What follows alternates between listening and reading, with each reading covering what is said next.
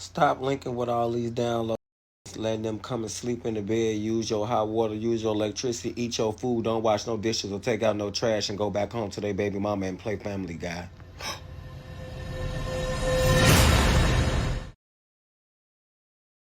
Welcome to another episode of J Inclusive. Please share, like, comment, subscribe, and set your notifications on so you are alerted every time I upload.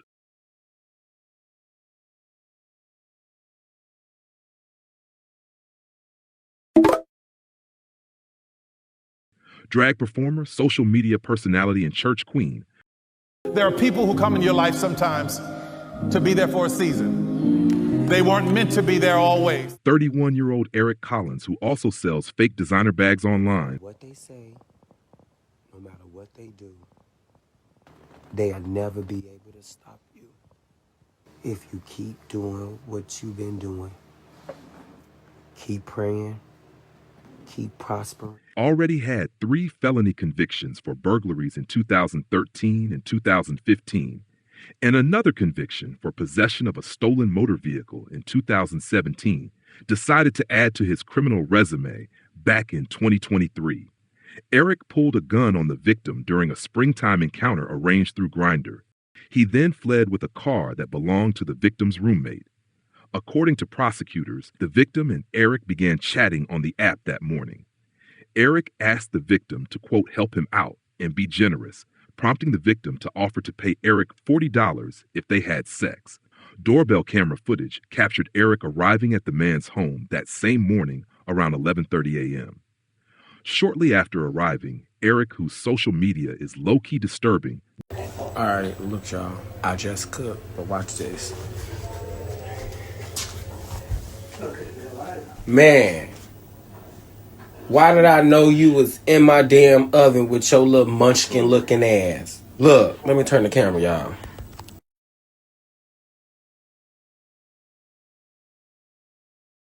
Dude, are you serious? You just ate. Get out of my damn oven.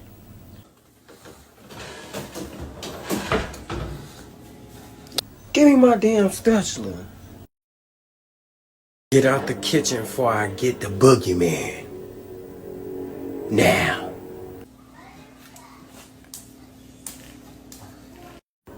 Was asked to leave after the victim began feeling uneasy as Erick began looking around the apartment as if he was evaluating the furnishings.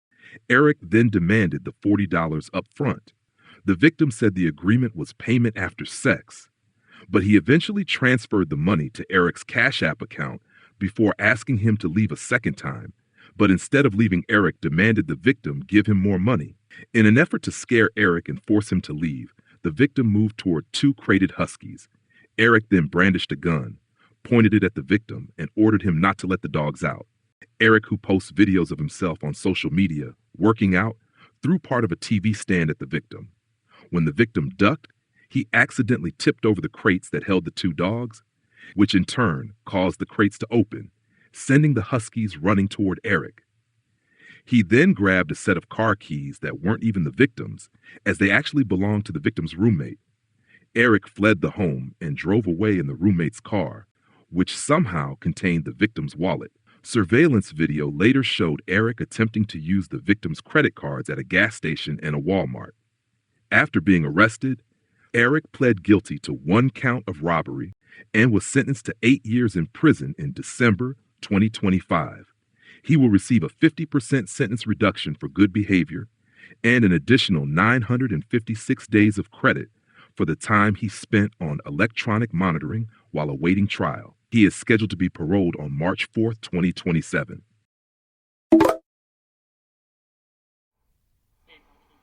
A noticeable scar reminds this 24-year-old of the frightening attack in June.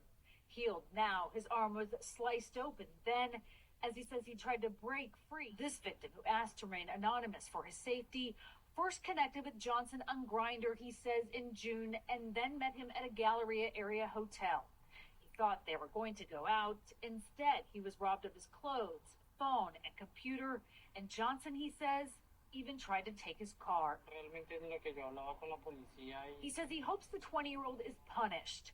He was hospitalized after an attack in his home country. The victim flagged down Houston police after his attack, only to learn another man had been lured using Grindr the same day. He encourages others to be extra cautious when meeting people from dating apps in person. Are you really? What did I say? Y'all got everything on recording. What did I say?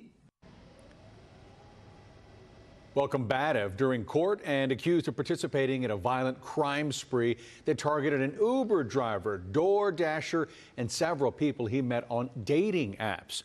Warren Johnson's in jail tonight, facing multiple charges. ABC 13 reporter Jessica Willey with the details for us downtown tonight. Jessica. Yeah, Eric, tonight, 20-year-old Warren Johnson is here at the Harris County Jail. He was arrested in June, but recently indicted. The violent crime spree he is linked to had a hearing officer doing a double take before some tense moments. Mr. Johnson, you are here for two offenses of six aggravated robbery. The list of charges seem to go on and on. Warren Johnson, just 20 years old, faces 8 felonies for crimes reported in both Houston and Harris County. The bulk of them happening in the 700 block of Barron Springs Drive. According to court records, Johnson and a 16-year-old juvenile accomplice committed 5 armed robberies in the same block in a 3-day time span back in March. He met 3 of those victims on dating apps such as Tinder and Grindr and lured them to vacant apartments on Barron Springs, records state, where Johnson and the juvenile assaulted them, robbed them at gunpoint, and forced them to send hundreds of dollars to them via Cash App. 2 other victims, an Uber driver and a door dasher who just happened to be on the street, were robbed and assaulted, one with a gun, the other strangled. In a separate incident, Johnson allegedly attacked and choked a Galleria employee in a mall parking garage elevator. And on June 21st, court records state Johnson, using Grindr, lured 2 men in separate incidents to a hotel room where he robbed them at gunpoint. The defendant could possibly have been targeting certain populations, which gives this court concern for the safety not only of the complaining witnesses, but of the public. You don't want to walk into a potentially violent situation. Rania Mancarios is the CEO of Crime Stoppers of Houston and encourages dating app users to take precautions. We really urge users. Again, we're not saying don't use these apps. We're just saying if you go to use them, do not put your guard down. Be really vigilant and diligent before you meet anyone face to face. Let out of the JP. Johnson, who has a criminal history in Fort Bend County, mumbled in court. What did I say? Y'all got everything on recording. And was combative. Go talk to him real quick before his bonds get raised. Before taking advice from the public defender, he remains in jail on bonds totaling $400,000.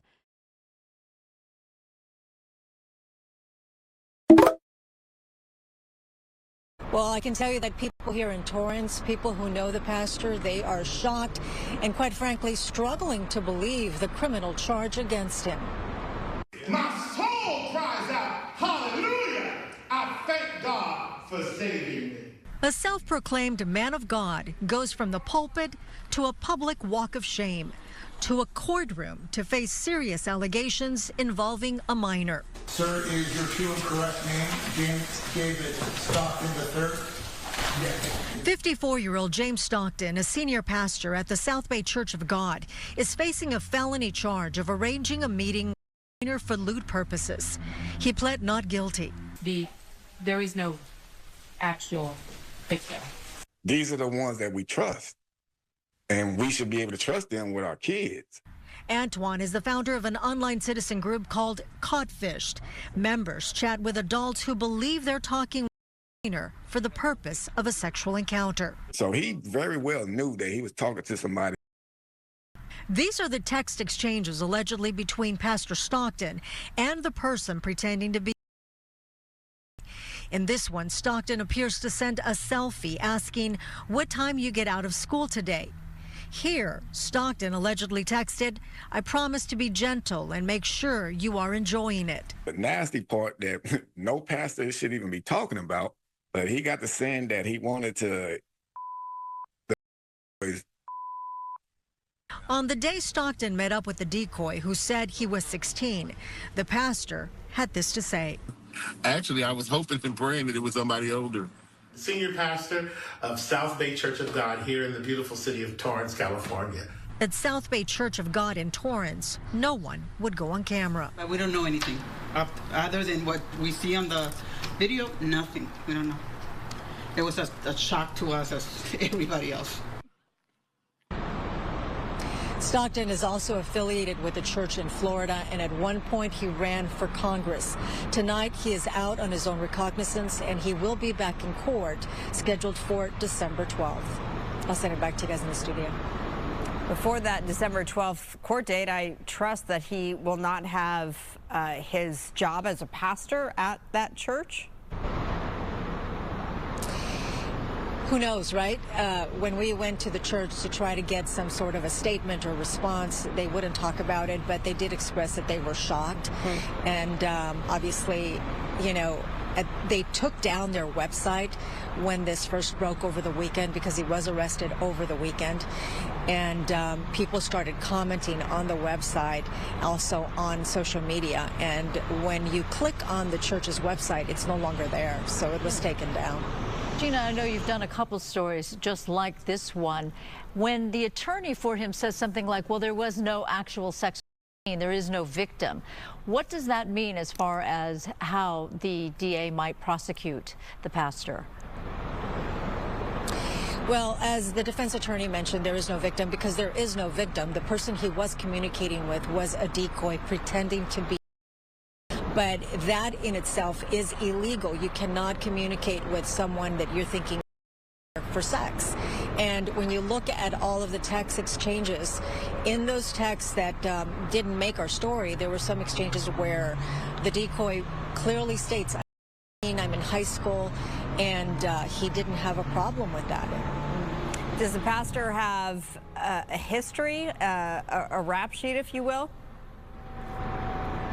No, in fact, the reason he's out on his own recognizance is because he doesn't have a record.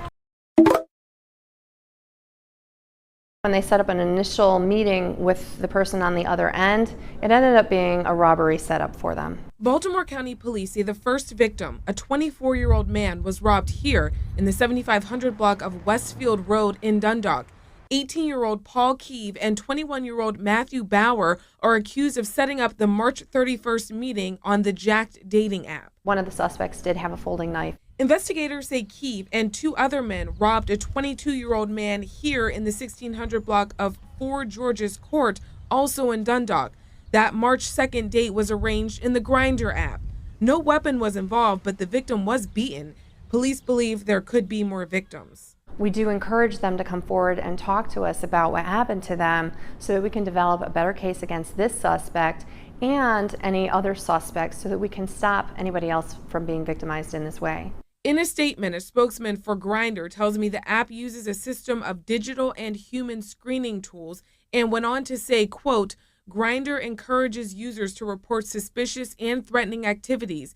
While we are constantly improving upon this process, it is important to remember that Grindr is an open platform.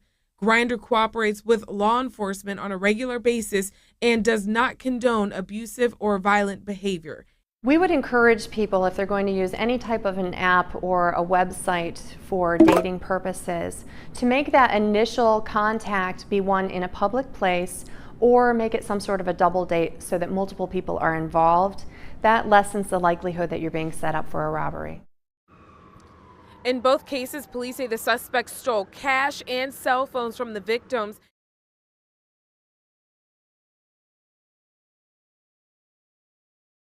We're covering more breaking news right now. No sooner did the CEO of a Memphis-based bank walk into his office today than he was escorted out by the FBI. Fox 13's investigative reporter Kayla Solomon got a tip about the CEO's arrest late this afternoon and started working her sources to confirm it. Kayla, so what do we know? Yeah, a spokesperson for the bank told Fox 13 his arrest is not connected to the bank's business. Robert Hartheimer was announced as the CEO of the bank just 2 months ago in August. His attorney told me this case is under seal, so the charges are not public yet. But here's what we do know so far. An FBI spokeswoman confirmed agents made an arrest at 6000 Poplar Avenue. That's the address for Evolve Bank's East Memphis headquarters. A bank spokesman confirmed FBI agents walked Hartheimer out of the building before 8 a.m. His biography on the bank's website says he was previously the senior advisor for an investment firm by the name of Claros, based out of San Francisco, California. His other work experience includes similar finance and investment groups across the country. Now, a court calendar shows he was originally scheduled to appear in front of a federal judge at 1:30 this afternoon, but it has since been reset to next week. First at 5 on your news leader, shocking allegations involving the now former CEO of a Memphis-based bank. Court records show Bob Hartheimer was arrested on charges related to the sexual exploitation of a minor. Good evening and thanks for joining us. I'm Greg Hurst. Hi, I'm Stephanie Skurlock. Hartheimer was arrested yesterday at Evolve Bank's headquarters in East Memphis, and that is where we find WREG's Harrison Klopp tonight, who has the latest on the situation. Harrison, what have you been able to find out about the case against him? Greg, Stephanie, good evening. That's right. Shocking news in the world of finances. Bob Hartheimer, the former CEO of Evolve Bank, has been charged with sexual exploitation as well as obscene material distribution. Today, we heard from his former employer. In a statement from Evolve to WREG, the bank says we are in close contact with the U.S. Attorney's Office and have been assured that this is a personal matter and does not relate to the bank or its operations in any way. The bank has also informed your news leader that Hartheimer has been terminated from the company effective immediately. Evolve Bank has been under federal oversight for more than a year due to its weaknesses identified by some of its programs by regulators. It's not clear how Hartheimer appeared on the radar of the FBI, as he has now been charged with 2 felonies. The 68-year-old Hartheimer just got to Memphis in August when he was named CEO of the company. He was previously working in D.C. for the past 3 years at another financial services company and has been working for top financial institutions around the country since 1982. All right, coming at you today with some new details in the federal indictment of Evolve Bank CEO Robert Hartheimer. Listen to some of these details that we're getting. An unsealed complaint shows investigators traced explicit messages on a Grindr account back to Hartheimer after an undercover FBI agent posed as a 15-year-old boy. According to agents, the 68-year-old sent a lewd photo and later deleted the messages, which were preserved by the FBI. Hartheimer is now in federal custody on several charges. It's important to note Evolve Bank has terminated him following those allegations. The date, by the way, the date of his next court appearance has not been set. We will continue to follow the story and bring you more as it becomes available.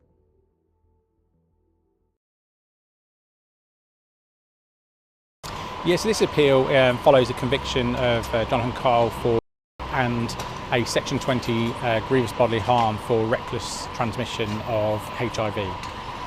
In essence, we have been investigating this now since 2024, and we believe that Mr. Jonathan Kyle is going to be responsible for further offending. And today we're reaching out to victims who may be victim survivors to come forward and speak to us at the Metropolitan Police. Jonathan Kyle is a predatory offender. That was summed up in the court where at sentencing. He was set out for his own sexual desires and own sexual needs, not thinking of others. And we know, obviously, from the 2 victims that came forward, that one was a victim around consent, and also, obviously, we have a victim where he was reckless in terms of his transmission of HIV. I'm afraid. Me? Yeah, afraid so. You're on arrest for an allegation and GBH, 2 allegations actually. Right. Yeah. Just like this. Go on. Oh, okay. So Yeah, stack just it up down like that. street. Where are you at the moment, mate? I can't believe it. Yeah, mate. Just listen to my phone. 82 men have already bravely come forward to us and spoken to us about convicted rapist Jonathan Kyle following our investigation. 2 men have bravely shared their experience with us. Their words show the impact that Kyle had on them. This has damaged me from having any sort of romantic relationship in the future.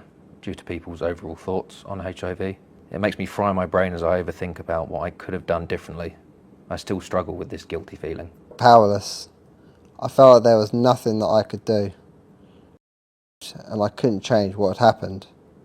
It made me feel like I didn't really matter. It made me feel less than human. I was scared of being judged and being looked down on for what had happened to me. The main reason why I even came forward to the police was because I wanted to stop this from happening to anyone else. Our priority remains supporting those impacted by Kyle's actions, and we believe there are still more men to be identified. So we are appealing for any victim survivors who haven't yet spoken to us to come forward. You may have met Jonathan Kyle on an online platform such as Grindr or Scruff. You could have visited his home address, which was distinctively located above a fish and chip shop in Hornchurch. We are concerned about your health status, and we want to provide you with a safe space to be tested for a potential sexually transmitted disease. If you or someone you know has been impacted, please contact our dedicated team via email at survivors@met.police.uk. Specialist support and guidance, not only from the police, but also from independent charities and services, including HIV charities, is available. You are not alone. Please come forward in confidence. Developing right now, they thought they were meeting their dates near some of Chicago's nicest hotels. Instead, they were threatened with a stun gun and robbed. CBS 2's Vince Girasoli is live outside the Cambria Hotel in the Loop with what all the victims have in common. Vince. Erica, there have been 4 of these attacks since late December, and one of them occurred here in the Loop at the Cambria Hotel just across the street. Now, police tell us that the suspects in these cases are meeting their victims first on the dating app Grindr, and they point out how risky it can be to meet someone privately who you don't really know. Police say this man met and lured his victim to a hotel room in the Loop's Cambria Hotel through a dating app. There, he used a stun gun on his victim, stealing his wallet. Though taken into custody, police say the victim was reluctant to press charges, and the suspect later released. That was on January 6, and it is now one of 4 similar dating app stun gun robberies reported in the Loop and the Gold Coast since late December. The first occurred near the Embassy Suites Hotel in the 600 block of North State Street on December 22nd. Then next, the Cambria robbery on January 6, where the suspect was released. About 2 weeks later, another stun gun Dayton robbery near the W Hotel on North Lakeshore Drive.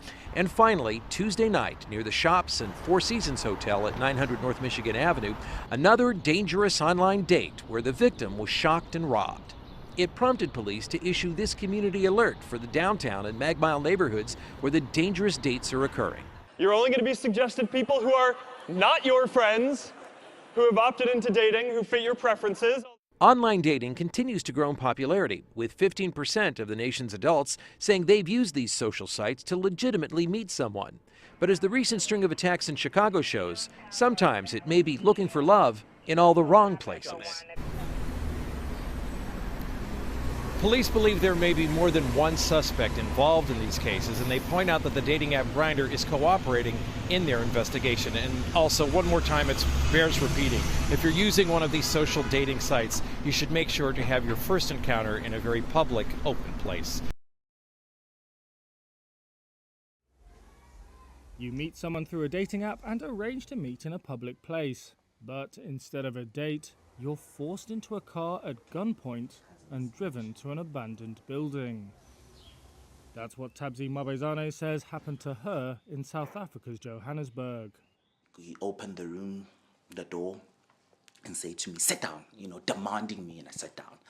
And then, just 5 seconds, 4 men just enter. I'm shocked. The one just flew right into me, strangling me. And when they were strangling me, I screamed, and he told me, if you scream again, I promise that we will hurt you and will kill you. Mabezane is a transgender woman and LGBT+ activist. Cases like hers are on the rise in South Africa, prompting a debate around how to protect dating app users from kidnapping and extortion. Police and activists say LGBT+ individuals are often targeted because of hatred and intolerance. Marbezane was among activists attending court last month for one prominent case. An 18-year-old kidnapped in Johannesburg after meeting someone on Grindr, according to police. He was later rescued, they said, and 7 suspects arrested. Virginia Magwaza, who founded Parents, Families and Friends of South African Queers, said they want to engage with Grindr around safety and improving verification processes. Grindr will understand that this is a matter of life and death, right? It should not be about just profit making, right?